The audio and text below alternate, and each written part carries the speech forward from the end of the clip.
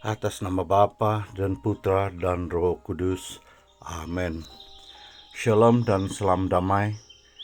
Salam sukacita kepada saudara dan saudari yang terkasih para pendengar renungan audio sentapan firman Tuhan pada minggu keempat musim Advent ini, dan merupakan hari pertama dan hari terakhir pula dalam minggu Advent ini. Karena pada sebelah petang atau malam kita seluruh umat Kristen di seluruh dunia merayakan malam Krismas. Dan pada hari ini renungan kita yang kita akan renungkan bersama pada hari ini, di hari Minggu ini, ialah Injil Lukas bab 1 ayat 26 hingga 38. Marilah bersama saya mendengarkan bacaan Injil ini dan merenungkannya bersama. Dalam bulan ke-6, Allah mengutus malaikat Gabriel ke sebuah kota di Galilea bernama Nazaret, kepada seorang perawan yang bertunangan dengan seorang bernama Yusuf dari keluarga Daud. Nama perawan itu Maria. Ketika datang kepada Maria, malaikat itu berkata, "Salam, hai engkau yang dikurniai, Tuhan menyertai engkau." Maka terkejut Maria mendengar perkataan itu, lalu bertanya dalam hatinya, "Apakah arti salam itu?" Kata malaikat itu kepadanya, "Jangan takut, hai Maria, sebab engkau beroleh anugerah di hadapan Allah. Sesungguhnya engkau akan mengandung dan akan melahirkan seorang anak laki-laki, dan hendaklah engkau menamai dia Yesus. Ia akan menjadi besar dan akan disebut Putra Allah yang Maha Tinggi. Tuhan Allah akan mengurniakan kepadanya takhta Daud bapa leluhurnya. Ia akan memerintah atas kaum keturunan Yakub sampai selama-lamanya, dan kerajaannya tidak akan berkesudahan." Kata Maria kepada malaikat itu, "Bagaimana caranya? Padahal aku belum bersuami." Jawab malaikat itu kepadanya, "Roh Kudus akan turun atasmu, dan kuasa Allah yang Maha Tinggi akan menaungi engkau. Sebab itu anak yang akan kau lahirkan itu akan disebut kudus, Putra Allah. Sesungguhnya Elizabeth, seanakmu itu, ia pun sedang mengandung seorang anak laki-laki pada hari tuanya. Dan inilah bulan yang ke-6 bagi dia yang disebut mandul itu. Sebab bagi Allah tidak ada hal yang mustahil." Kata Maria, "Sesungguhnya aku ini hamba Tuhan. Jadilah padaku menurut perkataanmu itu." Lalu malaikat itu meninggalkan Maria. Injil Tuhan. Terpujilah Kristus. Saudara dan saudari terkasih, pada tahun ini kita masuk minggu Advent keempat, dan karena pula hari Minggu, dan di malamnya nanti kita mengadakan ibadat sabda di kuk yang tiada pelayanan padi, dan misa kudus malam Krismas bagi gereja yang ada padi.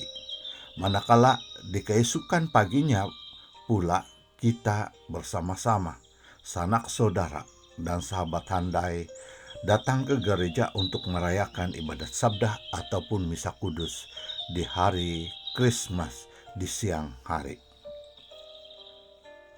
Saudara dan saudari yang terkasih, dalam perihal ini ada kala kita mendengar ataupun sering kita mendengar keluhan dan pertanyaan ataupun perkataan umat-umat yang mengatakan seumpama begini, "Mengapa kita berulang alih datang ke gereja, pergi berdoa, pada awal pagi dan pada malam hari dan keesokannya. Bukankah yang kita sembah hanya satu Allah? Dan yang kita datang ke gereja itu menerima ruti rohani itu adalah ruti yang sama pada pagi hari yang kita rayakan, dan pada malam hari, dan pada hari keesokannya pada hari Krismas. Jadi cukuplah kita hanya datang ke gereja untuk satu kali saja, dan hari-hari yang lain itu atau kesempatan itu kita boleh membuat kerja, mempersiapkan perayaan Krismas dan sebagainya. Saudara dan saudari, biasanya begitu yang selalu kita dengar di dalam ungkapan mereka yang kurang memahami tentang setiap perayaan itu mempunyai inti-inti atau pewataan tersendiri. Saudara dan saudari yang terkasih, bukan itu saja, saya mempunyai pengalaman ketika saya masih di kanak-kanak lagi, di mana kami adik-beradik sudah dibaptis dengan masa yang berbeza dan keadaan yang berbeza. Manakala pada masa itu kedua orang tua kami belum lagi dibaptis, dan bila kami minta supaya ibu bapak kami, terutama bapak saya, ajak untuk datang ke gereja pada hari Minggu untuk sembahyang, dia mengatakan, cukuplah hanya untuk anak-anak saja pergi sembahyang, dan kalau kamu berdoa, berdoalah untuk ibu bapak kamu, sebab melalui doa-doa kamu dan kamu yang sudah pergi sembahyang sudah memadai untuk berdoa bagi kami, dan kami pun turut berdoa. Mungkin itu juga benar, sebab syukur di akhirnya kedua-dua ibu bapak saya telah menerima sakramen satu dalam tiga, yaitu sakramen baptis dan sakramen Ekaristi, yaitu tubuh Kristus, dan sakramen penguatan. Nah, saudara dan saudari yang terkasih, mari kita kembali kepada Injil yang baru kita dengar sebentar berlalu. Di dalam Injil ini kita boleh menerima dua pesanan penting, yaitu pertama, pewataan malaikat Gabriel kepada Maria merupakan penggenapan janji Tuhan kepada umatnya. Dan yang kedua adalah kerendahan hati Maria. Saudara dan saudari yang terkasih, mengapa kita panggil pewataan malaikat Gabriel kepada Ibunda Maria itu sebagai menggenapi janji Allah kepada umatnya? Melalui kisah penyelamatan Allah berulang kali menyatakan kasih-Nya kepada umatnya, dan Allah berbicara kepada orang-orang pilihannya seperti Musa, Abraham, Ishak, Yakub, dan kepada para nabi. Di dalam kisah penyelamatan Allah kepada umatnya diceritakan ada tabut Allah atau tabut perjanjian yang ditempatkan di dalam kemah, dan hanya imam-imam tertentu saja yang boleh masuk dan mengadakan persembahan kepada Allah seperti persembahan bakaran, persembahan ukupan, dan sebagainya. Sehinggalah pada zaman Raja Daud, di dalam bacaan pertama pada hari ini kita temukan bagaimana Raja Daud berkata kepada Nabi Nathan, "Lihatlah, aku ini diam di dalam rumah dari kayu aras." Padahal tabut Allah diam di dalam sebuah kemah saja. Yaitu kita temukan di dalam kitab kedua Samuel bab 7 ayat 2. Tetapi Allah berfirman kepada Raja Daud melalui Nabi Nathan melalui keturunan Daud, Allah akan datang di dalam keluarganya, yaitu keturunan Raja Daud. Aku akan menjadi bapanya, dan ia akan menjadi putraku. Samuel 2 Samuel bab 7 ayat 14. Nah, di dalam Injil yang baru saja kita dengar sebentar berlalu, kita mendengar malaikat Gabriel menyatakan, sesungguhnya engkau akan mengandung dan akan melahirkan seorang anak laki-laki, dan hendaklah engkau menamai dia Yesus. Ia akan menjadi besar dan akan disebut Putra Allah yang Maha Tinggi. Tuhan Allah akan mengurniakan kepadanya takhta Daud, bapa leluhurnya. Ia akan memerintah atas kaum keturunan Yakub sampai selama-lamanya, dan kerajaannya tidak akan berkesudahan. Injil Lukas bab 1 ayat 31 hingga 33. Namun pertanyaannya, kalau bukan karena kerendahan hati Ibunda Maria, adakah Sang Mesias yaitu dapat dilahirkan, yaitu disebut juga sebagai Sang Juru Selamat dunia yang kita rayakan di dalam ibadat sabda dan misa kudus malam Natal nanti. Karena karunia kerendahan hati Maria lah yang membolehkan Yesus Tuhan dilahirkan ke dunia. Apa buktinya Maria rendah hati? Ini kita temukan pada Injil Lukas ini bab 1 ayat 38. Kata Maria, sesungguhnya aku ini hamba Tuhan, terjadilah padaku menurut perkataanmu itu. Nah, di dalam bacaan kedua pula adalah satu pengukuhan siapa yang dilahirkan oleh Ibunda Maria itu, yaitu tidak lain tidak bukan adalah Tuhan Yesus itu sendiri.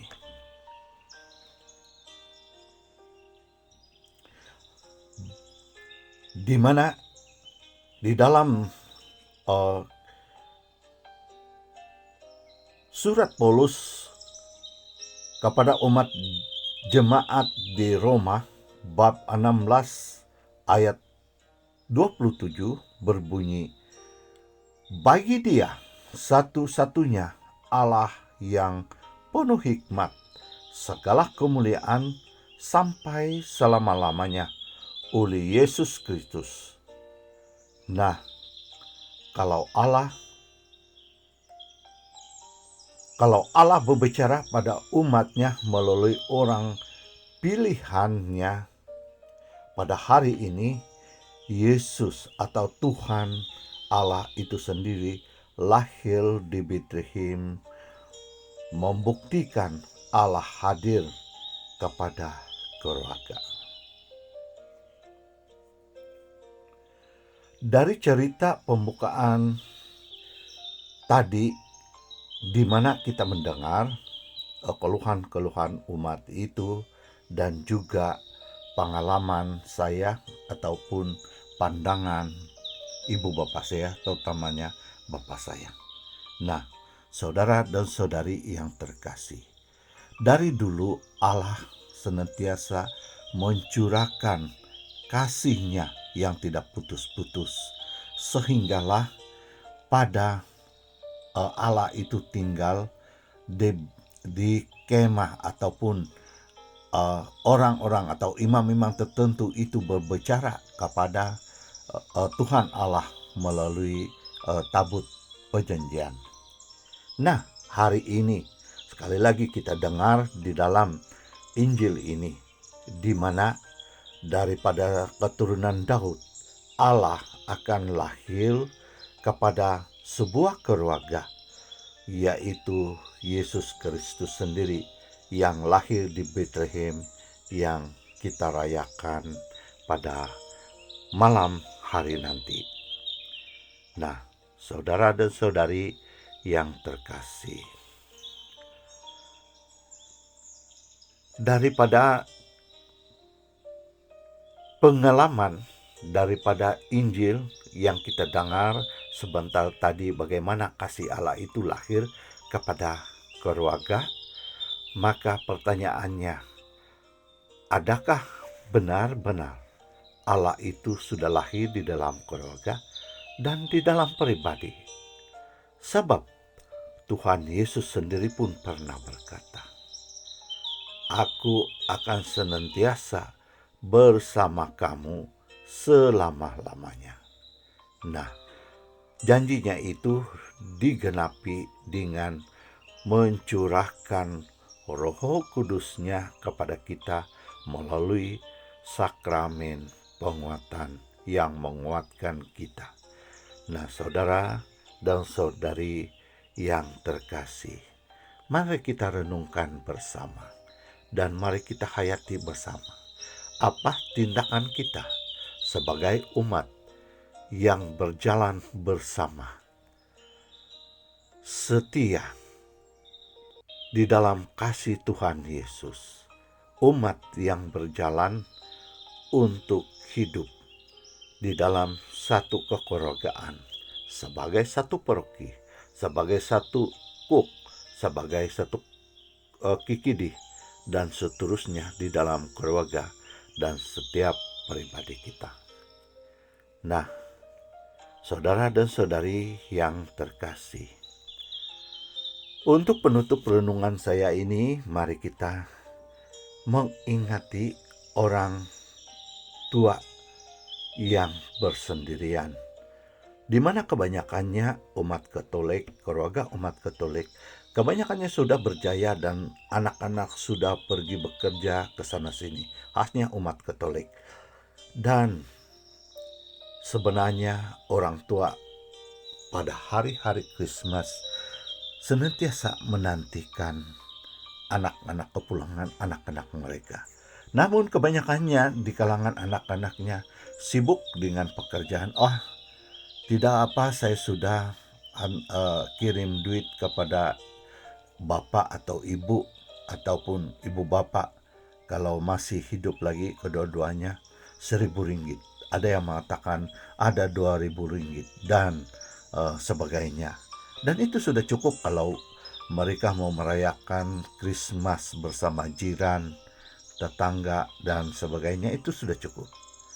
Saudara dan saudari yang terkasih, sebenarnya ibu bapak bukanlah mengharapkan uang ringgit daripada setiap anak-anaknya, tetapi kepulangan anak-anak itu di pangkuannya, kerinduan ibu bapaknya, kerinduan ibu bapak kepada anak-anak dan cucu-cucunya yang ingin mendengar suara anak-anaknya dan selalu merindukan ketika masih lagi di kanak-kanak membalai anak-anak mereka. Saudara dan saudari yang terkasih, kalau manusia itu sendiri sebagai ibu bapa merindukan kepulangan anak-anaknya, nah apalagi Tuhan Allah sendiri tentu saja merindukan kita yang ingin kembali kepadanya dan bertaubat dan datang kepada sakramen pengakuan dan seterusnya datang kepada rahmat kasih Allah. Semoga Tuhan memberkati kita sekalian atas nama Bapa, Putra, dan Roh Kudus. Amin.